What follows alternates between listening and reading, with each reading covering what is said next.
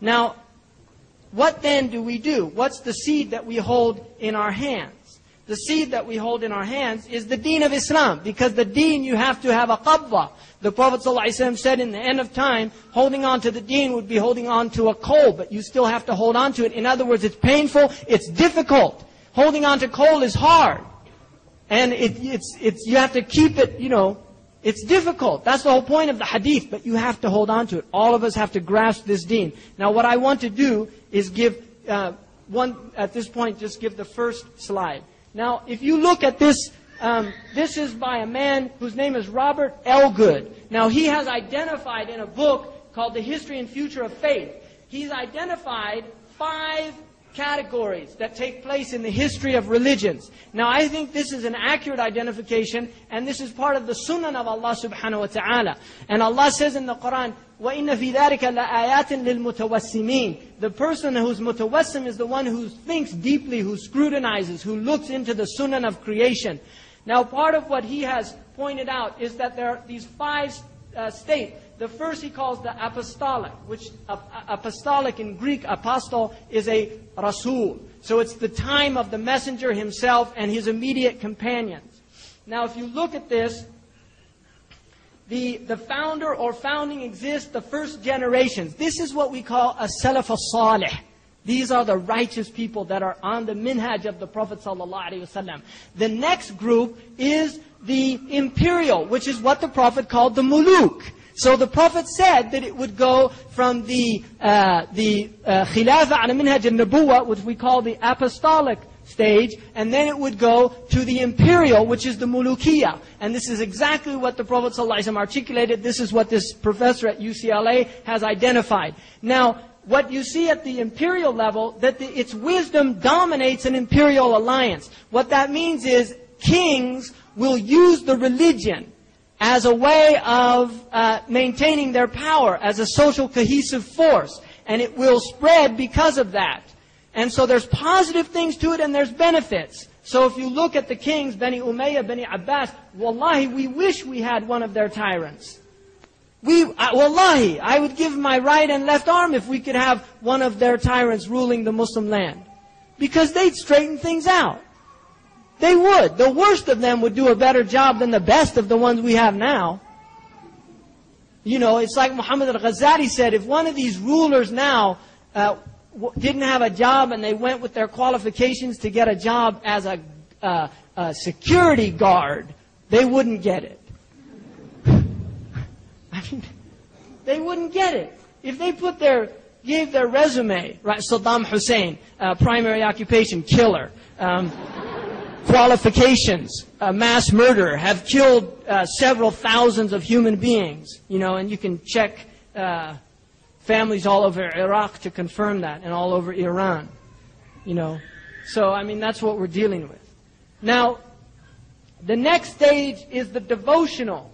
Now, you can see this happen in the Muslim world. The Muslims went into a deeply spiritual period where really spirituality, and this was part of the reaction to the imperial dominance. When dunya became so corrupted, a lot of these Muslims went into a deep internal state. Now, the Prophet ﷺ said that there would be dakhan, that هل من بعد ذلك شر خير? And he said, نعم وفيه dakhan. There would be, but there would be some dakhan in it. All right. Now, the next stage is the Reformation. Shifts to basics, outside forces challenge it. Now, if you look at the last stage, it's called folk religion, which means if public authority slips, charismatics, traditionalists survive.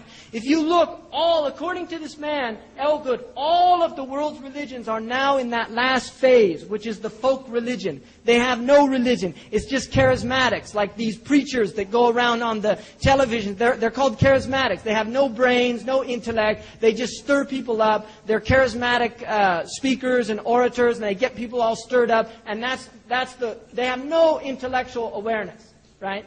I mean, even a man, Ahmed Deedat, who just recently had a stroke, and may Allah give him a speedy recovery or take him with lutf, whatever Allah wills. He is a man who really is not, by any traditional standards, considered an alim. but he used to run rings around their leaders. Why? Because he had knowledge of their book. They don't know their book. They're just charismatics. That's all they are. And you'll never see them. They quote they've always got their book with them, right? You must tahfidhu min kitabillah. That's all they have. It's just, they don't have the scholars that we have. Now, if you look, Buddhism has been in there for a long time. Chinese religion, and that was confirmed for me by a Buddhist scholar who said it's been centuries since there's been any true Buddhism. And then Chinese religion, same thing. Hinduism, Hinduism. He got that one wrong. That's been a folk religion for thousands of years.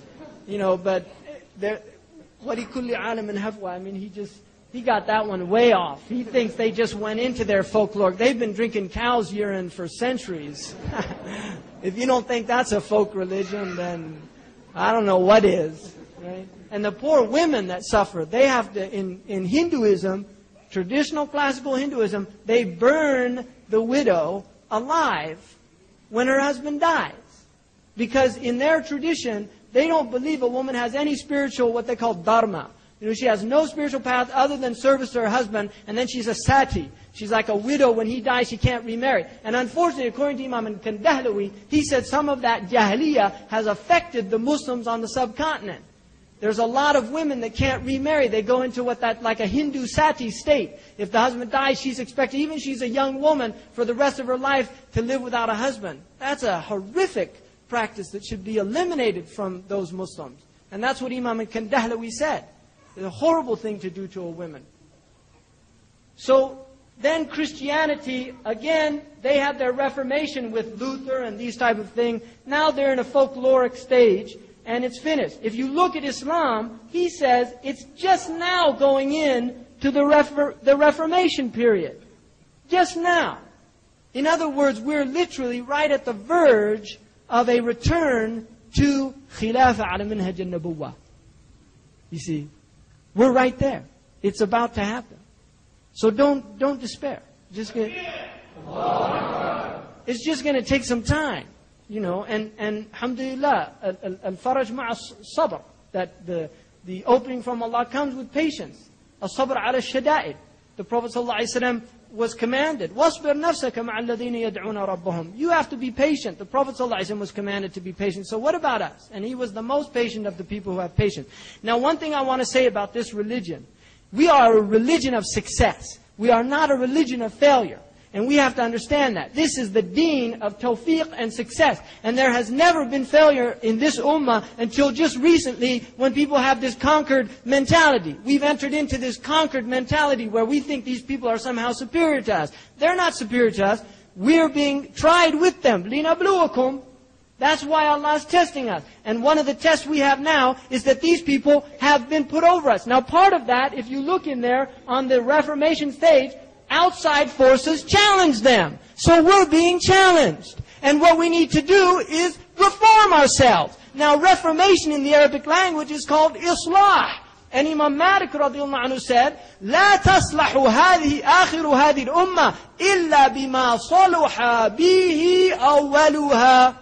The last portion of this ummah will not be rectified or reformed. That's what it means. The last of this ummah will not be reformed except by what reformed the beginning of the ummah. And that means going back to basics. That's what we have to do. Now there's another word in English which is going back to fundamentals, which they love to banty about and call us fundamentalists. And they'll say, listen to that imam ranting and raving up there about the end of time and those silly Muslims. يَسْخَرُونَ مِنَ الَّذِينَ آمَنُوا. طيب, I don't care. Allah said they make fun of us. That's what Allah said. وَإِذَا مَرُّوا بِهِمْ يَتَغَامَزُونَ. When they pass by, they nudge and wink and laugh at them. That's what they do. وَإِذَا مَرُّوا بِهِمْ يَتَغَامَزُونَ وَإِذَا انقَلَبُوا إِلَى أَهْلِهِمْ انقَلَبُوا فَاكِهِينَ وَإِذَا رَأَوْهُمْ قَالُوا إِنَّ هَؤُلَاءِ لَضَالُّونَ. That's what they say about us. These people are just in obvious error. They're stupid people. The Prophet ﷺ, before the previous prophets, they say that only aradilun nas follow you. Just the low people, the stupid people.